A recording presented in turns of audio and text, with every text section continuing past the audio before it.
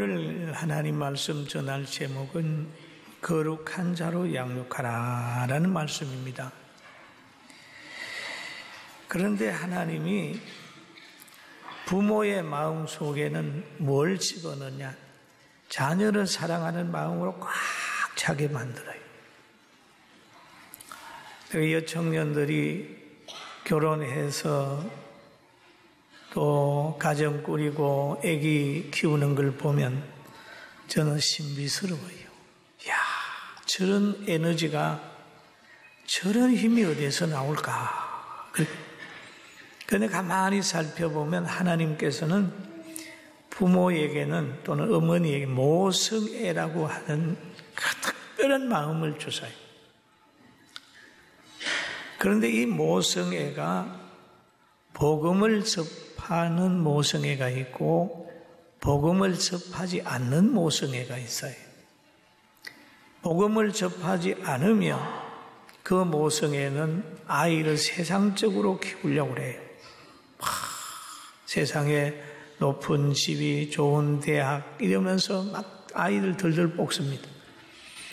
그러나 이 모성애가 성령을 받으면, 성령을 접하게 되면 늘 뒤에서 기도하며 자녀를 하나님이 키울 수 있도록 늘 교회에 보내고 뒤에서 기도의 배경이 되어 주는 겁니다. 그러면 이 모성애가 세속적인 모성애와 성령 받은 사람의 모성애를 가지고 키운 두 가지 자녀들을 보면 한 자녀는 하나님 앞에 서서 생명줄을 잡고 반석 위에서 삶을 삶으로 인하여 비바람 눈소리를 이기면서 당당히 세상을 이기는 그런 자녀로 크고, 그러나 세속적으로 키운 자녀는 늘 점토에 점토를 더하고 가혹에 가혹을 더하고 명예에 명예를 더하고 자기밖에 모르는 거예요. 그러다가 있는 모든 재산까지라도 가지고 형제간에 다투면서 부모에게 불효하는 부분들을 보게 됩니다. 그러나 오늘 예배드리는 여러분들은 다 말씀의 사람, 성령의 사람이 되기를 주의 이름으로 축원합니다. 오늘 본문 시편 128편 1절에서 4절에 보면 이런 말씀이 있습니다. 여호와를 경외하며 그 길을 걷는 자마다 복이 있도다. 너가 내 손이 수고한 대로 먹을 것이라. 너가 복되고 형통하리로다. 내 집 안방에 있는 내 아내는 결실한 포도나무 같으며 내 식탁에 둘러 앉은 자식들은 어린 감람나무 같으리로다. 여호와를 경외하는 자는 이같이 복을 얻으리로다 라고 얘기를 합니다.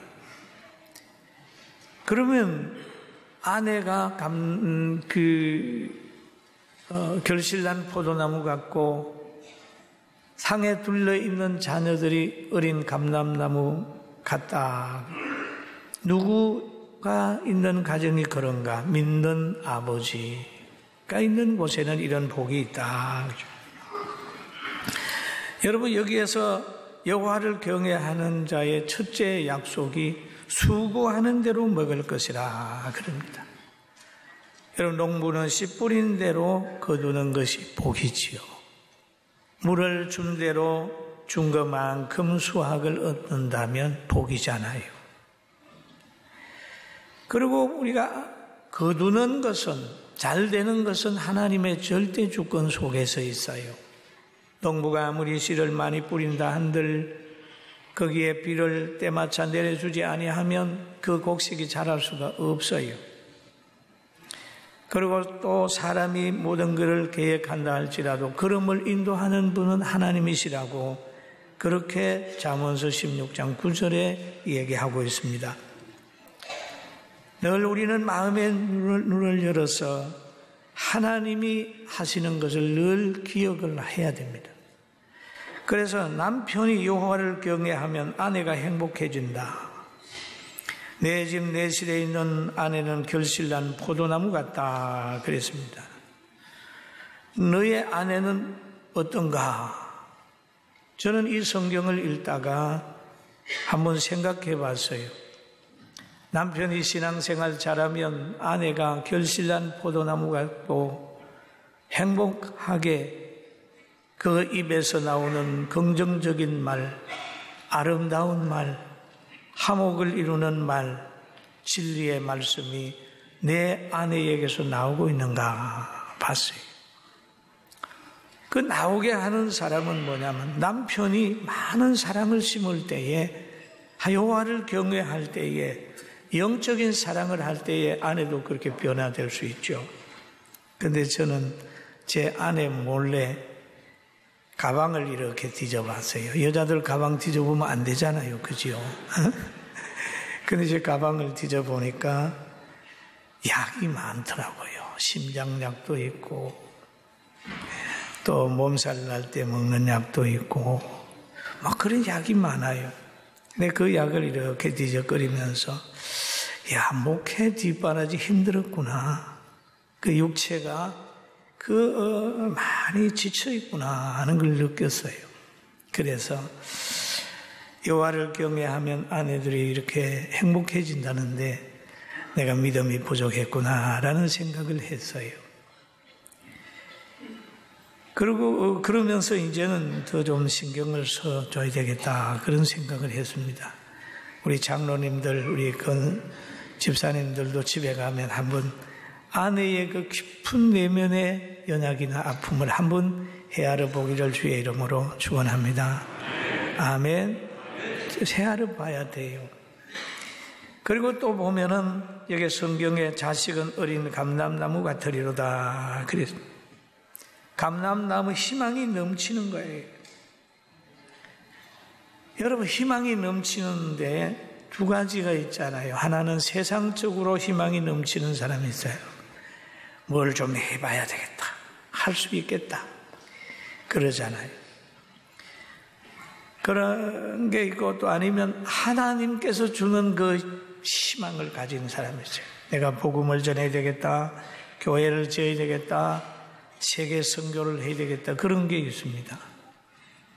그런데 세상적으로 모든 것을 이루었다 한들 그가 그렇게 행복하지는 않아요.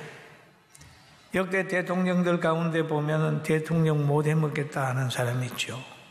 얼마나 많은 사람들이 하고 싶어 하는 건데요.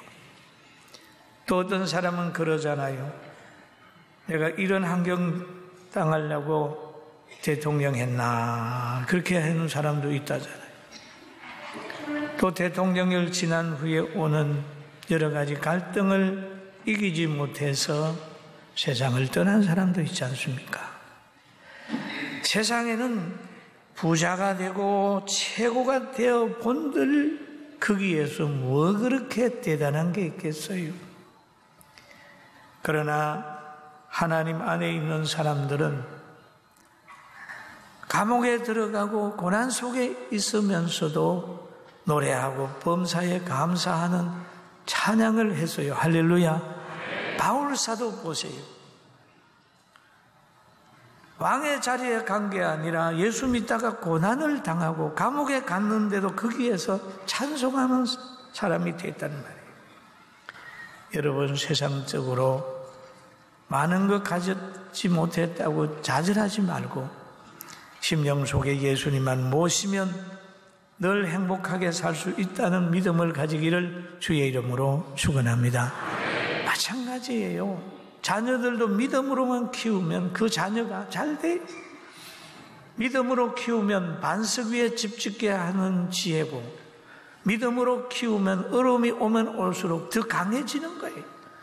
믿음으로 키우면 나중에 효도하는 자녀가 됩니다. 할렐루야.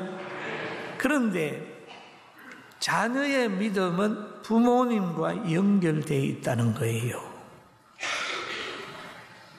우리가 어린이날을 맞이하고 어린이 주간을 맞이하잖아요. 어린이날은 아동문학과 수업파 방정한 선생님께서 주축이 돼가지고 어린이들의 존엄성과 지위 향상을 위하여 또 어린이들에게 꿈과 희망을 주기 위하여 만들었잖아요. 1922년 5월 1일 제1회 어린이날 기념식을 했죠.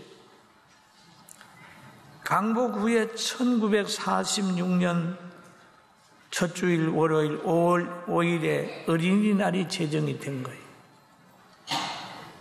그 다음에 1975년에 어린이날이 법정 공휴일로 지정이 됐지 않습니까? 미국에서도 보면은 이미 어린이 주일이 1856년에 어린이 주일을 교회들이 지키게 되는 거예요. 사론의 꽃 어린이라는 제목으로 어린이들 꽃주일을 지키면서 하나님 앞에 기도했던 그런 일이 있어요. 사랑하는 성도 여러분, 오늘 어린이 주일을 맞이해서 어린이들이 하나님께 더 가까이 가도록 최선을 다하는 좋은 부모가 되기를 주의 이름으로 축원합니다. 할렐루야. 여러분, 어릴 때는 부모님에 의해서 신앙이 좌우돼요. 부모님이 가면은 어린이는 가는 거예요. 가고 싶어 가는 게 아니고 그냥 엄마가 가면 가는 거예요. 저도 어릴 때에 우리 동네에서 얼마 떨어지지 않는 절에 가가지고 자고 절에서 밥 먹고 굿하는 거 보고 그랬어요. 나는 보려고 본 게 아니고 우리 어머니가 손잡고 가가지고 굿하는 것도 보고 밥도 먹고 그게 잠도 자고 그랬어요. 지금 보니까 별로 은혜스러운데 안 갔는데 우리 어머니가 가니까 방법이 없이 가는 거예요. 예수님 당시에도 보면 사람들이 예수님께서 안수해 주기 해달라고 어린 아이를 예수님께 데리고 오는 부분들이 있습니다. 마태복음 19장 13절 14절에 보면 그런 내용입니다. 그 예수님께 안수 받으려고 아이들을 데리고 갔는데 제자들은 오지 말라고 그러는 거예요. 네? 오지 마라. 그러니까 예수님께서 말씀하시기를 어린 아이들이 오는 것을 용납하라. 용납하고 내게 오게 하라. 금하지 말라. 천국은 이런 자의 것이니라. 그러면서 어린 아이들을 안고 축복 기도를 해주는 거죠. 여러분, 어린 아이를 데리고 교회에 오는 부모 최고의 부모입니다. 할렐루야. 아멘. 최고의 부모예요. 뭐 공원에 데리고 가고 어디 데리고 가는 것보다 훨씬 더 훌륭한 부모가 아이들을 교회에 데리고 오는 거예요. 기도하는 부모가 훌륭한 부모고 기도하는 부모를 통해서 어린 아이가 강해지는 거예요. 그런데 아이들이 성령에 감동되어서 하는 것을 보고 분해하는 사람도 있습니다. 어느 날 예수님께서 공생에 마칠 쯤 돼가지고 예루살렘에 올라가시는 거예요. 그럴 때에 그 동네 아이들이 예수님을 맞이합니다. 호산나 다윗의 자손이여 그러면서 어린 아이들이 막 찬송을 종류나무 가지를 꺾고 그럴 때 대제사장과 서기관들이 분했어요. 그러지 마라. 그렇게 이야기를 하는 거예요. 여러분, 예수님을 바르게 알고 성령의 감동을 받아 호산나 찬송하는 거 얼마나 좋아요. 그럼에도 교권주의자들은 그 아이들을 나무랬다는 거예요. 우리가 신앙생활을 하다가 사람의 평가를 받고 또 여론의 눈치를 보는 사람은 평가를 두려워하고 여론의 눈치 보는 사람은 진리를 따라갈 수가 없어요. 누가 뭐라 그래도 하나님 말씀 의지하고 나아가기를 주의 이름으로 축원합니다. 할렐루야. 그런데 이 어떤 아이들은 부모 때문에 복을 받았는데 어떤 아이들은 어른들과 그 지역의 문화 때문에 저주를 받는 아이들도 있습니다. 구약 성경에 보면은 열왕기 하 2장에 나타나는 것이에요. 엘리사라고 하는 선지자가 베델로 올라갑니다.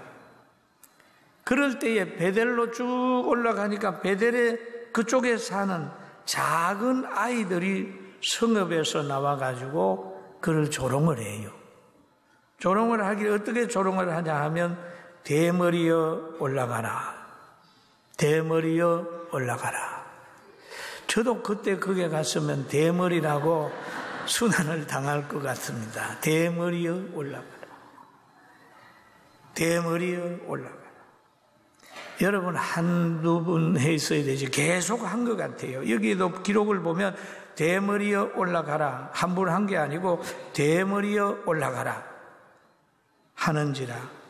엘리사가 뒤로 돌이켜 그들을 보고 여호와의 이름으로 저주하며 그 숫풀에서 앙콤이 나와서 아이들 중에 42명을 찢었더라 라고 얘기를 합니다. 얼마나 불행하게 됐나요? 42명이 그 하루아침에 한 장소에서 숲풀에서 나온 앙콤에게 찢겨서 죽임을 당했다면 그 환경을 어떻게 했어요? 피바다 아니겠어요? 부모님 마음이 아이들의 죽음을 보면서 갈기갈기 찢기지 않았겠습니까? 엄청 동네 자체가 저주를 받은 불행해졌어요. 왜 그렇게 됐을까요? 그 성경에 보면 작은 아이들은 부모의 절대적인 그 영향을 받습니다. 그런데 엘리사를 보고 대머리여 올라가라 라고 하는 것, 이것은 어린 아이들의 생각이 아니고 부모들의 생각이요, 부모들의 문화가 선지자를 멸시하고 없은 여기는 그런 문화다. 그러니까 그곳에 하나님의 진노가 있었다. 여러분, 조롱하며 대머리에 올라가라고 하는 것은 사람의 약점을 덜먹이며 조롱하는 것은 죄입니다.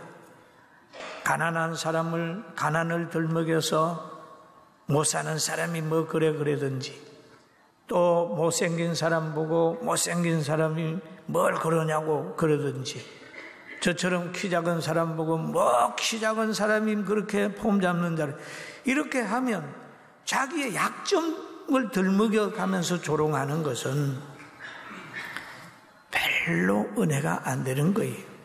믿습니까? 옆 사람은 상대의 약점을 덜먹이면서 말하는 것은 죄다. 그래서 부부싸움 하는데도 그런데요, 못 배운 사람하고 잘 배운 사람하고 둘이 싸우면 큰 싸움이 난대. 많이 배운 사람은, 못 배운 사람은 농담이라도 아이고 못 배워서 그러면 그래 너는 잘 배웠다 이래가지고 막 싸운다. 그러니까 똑같이 잘 배운 사람은 못 배웠다 그러면 너만 잘 배웠냐? 나도 잘 배웠다. 그러고 끝난다는 거예요. 대머리 보고 대머리라 그러는 거 뭐 그런 죄가 돼서 하나님의 이름으로 저주까지 하겠느냐 하지만은 이 엘리사는 성깔이가 보통 있는 사람이 아닌 것 같아요. 여러분, 정말 남의 약점 덜먹이면서 그렇게 정죄하지 말고, 또 누가 정죄한다 할지라도 저주하는 사람 되지 말고 하나님 보면서 모든 걸 극복할 수 있는 넉넉함이 있기를 주의 이름으로 축원합니다. 그리고 복된 자녀의 기준이 어디냐? 복된 자녀의 기준. 재산을 많이 가졌다, 뭐 한다, 그게 아니에요. 하나님의 자녀가 되는 게 복된 자녀의 기준이에요. 할렐루야. 영접하는 자 곧 그 이름을 믿는 자녀에게는 하나님의 자녀가 되는 권세를 주셨으니, 하나님의 자녀는 하나님의 것이 자기 것입니다. 우리 자녀들 보면은요, 내 방에 들어올 때 노크도 안 하고 들어. 그냥 들어와. 예의가 없어서 그런 것보다는 보니까 다 자기 거예요, 자기 거. 응? 왜? 자녀니까. 다 사용할 수 있는 권한이 자녀에게 있습니다. 하나님의 자녀는 하나님의 권능이 있기 때문에 늘 부유성을 가지고 살게 됩니다. 할렐루야. 아멘. 하나님의 자녀죠. 그리고 제일 잘 키우는 열매는 뭡니까? 성경에 보면 디모데가 잘 컸다 그렇게 봐요. 그 외조모와 로이스와 어머니 유니게를 통해서 그의 아주 신앙이 똑바로 됐어요. 그랬더니 바울에게는 믿음의 자녀로 됐습니다. 여러분, 자녀 잘 길러야 미래에 행복합니다. 할렐루야. 제가 어제 그저께 요양원에 갔어요. 요양원에. 전 늘 어머니 생각나면 요양원에 가요. 가보면 우리 집사님들, 장로님들, 권사님들, 어머니도 그 다 와 계세요. 정차교 집사님 어머니도 그게 이렇게. 제가 중년 때 봤잖아요. 아들 극진히 사랑. 그리고 여러 어른들이 있어요. 제가 가면 과거에는 그렇게 반갑게 인사를 했는데 이제는 연세가 점점 들어가니까 인사할 기력도 없는 거예요. 그러나 그 눈빛은 굉장히 반갑게 맞아요. 여러분, 어릴 때는 어머니에 의해서, 아버지에 의해서 가는 장소가 결정이 됩니다. 그러나 연세가 드시면 아들에 의해서, 자녀에 의해서 가는 요양원이 결정이 돼요. 믿습니까? 어머니 여기 가세요. 그럼 거기 가야 되지 별 수 있나요? 병원 가세요. 그럼 가는 거예요. 그럼 우리 요양원에 가보니까 예배가 있잖아요. 기도가 있잖아요. 냄새 안 나잖아요. 얼마나 귀해요. 아, 그렇구나. 자녀를 믿음으로 키웠더니 믿음의 자녀로 인하여 예배드리는 공간에 와서 성도들 만나면서 신앙생활 하는구나. 그러면서 하나님께 영광을 돌리고 이렇게 돌아왔습니다. 사랑하는 성도 여러분, 우리가 좋은 부모가 되면 또 나중에 가면 그 아들은 좋은 자녀로 메아리를 보낸다는 것 생각하고 어린아이를 사랑으로 대하게 되기를 주님의 이름으로 축원합니다. 할렐루야. 그리고 성경에 좋은 어머니 가운데 위대한 어머니가 또 있어요. 히브리서 11장 24절에 보니까 모세의 어머니입니다. 모세의 어머니는 짧은 기간, 젖될 정도의 짧은 기간 동안인데 시부리 사람을 만들어줬어요. 애굽에 가서 오랫동안 공부하고 그 문화에 있었지만은 어려서 어머니에게 받은 그 가치관이 생겨나가지고 바른 결정을 했는데 히브리서 11장 24절에 우리 한번 같이 읽어봅니다. 믿음으로 시작. 믿음으로 모세는 장성하여 바로의 공주의 아들이라 칭함 받기를 거절하고 도리어 하나님의 백성과 함께 고난받기를 잠시 제약의 낙을 누리는 것보다 더 좋아하고 그리스도를 위하여 받은 수모를 애굽의 모든 보화보다 더 큰 재물로 여겼으니 이는 상 주심을 바라봄이니라. 할렐루야. 이런 복 있는 사람으로 잘 성장해 가기를 주님의 이름으로 축원합니다. 그러면 어린이 주간을 우리가 쭉 생각해 봅니다. 지금 세상에는 그 0세에서 14세까지가 어린이가 13.4%라고 얘기를 합니다. 그리고 65세에서 이상이 13.7%라서 노인의 숫자가 많아졌다. 그래서 저는 우리 교회의 성도들을 한번 조사를 해봤어요. 사무실에다가 지금 세상에는 이 사회에서는 어른의 숫자가 많다는데 우리 교회는 어떠냐? 조사를 해봤더니 우리 교회는 0세에서 14세 어린이가 11.1%고 65세 노인 이상이 10.4%예요. 그러니까 우리 교회는 어른들보다 아이가 많다. 할렐루야. 아멘. 0세에서 39세, 40세까지가 저희 교회는 52%입니다. 젊은 교회. 젊은 교회, 건강한 교회. 이 교회를 통해 하나님께 영광이 되고 한국 교회가 살아나고 지금 한국에서는 막 지도자를 뽑는다고 야단치잖아요.